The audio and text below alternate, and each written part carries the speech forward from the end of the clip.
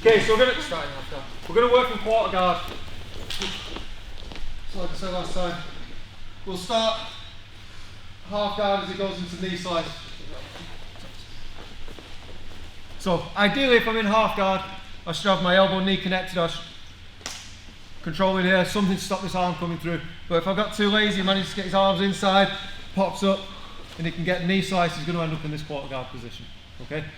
So when I end up in quarter guard, obviously I want to keep control of his ankle. I don't want to cross like a normal half guard, so I'm not trying to keep a figure four anymore. I'm not going to have enough pressure to keep in, so if you just finish knee slice now. If he slides through, opens his knee, and starts kicking off with his other leg, he's easily going to free that up, whichever way I cross the feet.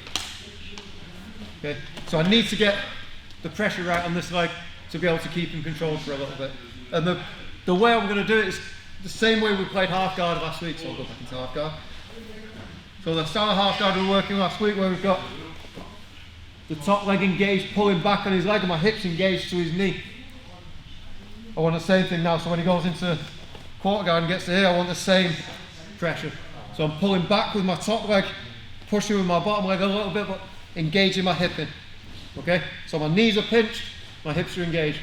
So first off, if he slides that knee out now, it's like, see, he hasn't got the same movement of that leg anymore that he had before. Even if he's kicking off with that other leg, it's hard for him to free that up. Okay? And even more importantly, if I relax again and just go to this and I'm just lock up, the other thing he's going to do instead of kicking out is just to bump up and go to mount. Just straighten out and send me back this way. But again, with that engagement of the hips, if he does that now,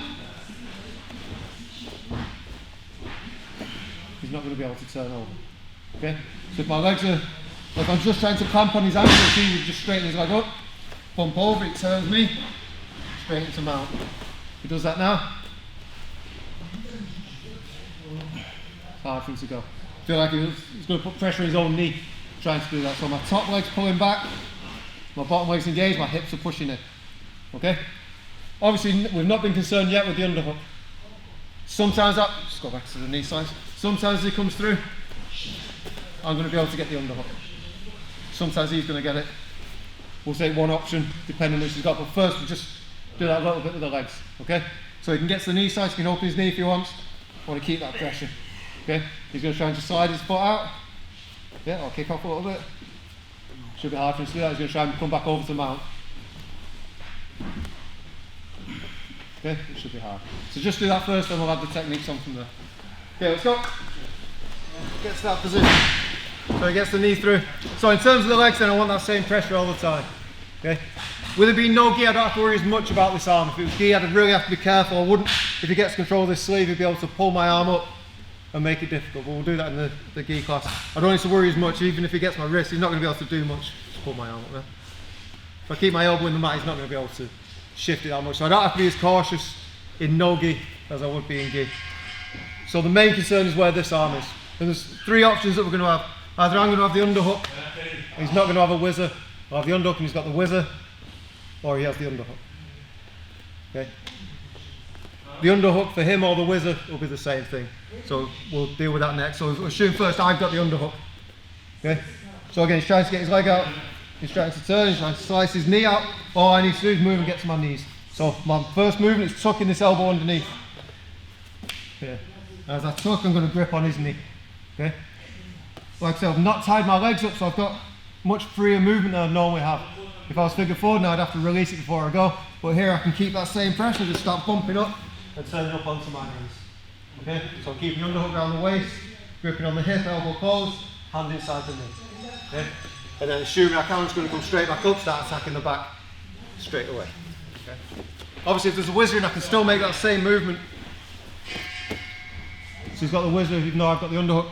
As I turn back and come up, I can still get the same movement and get up to my knees. But I'm going to have to wrestle from here. If the underhook's not in, I can go straight to the back. Okay?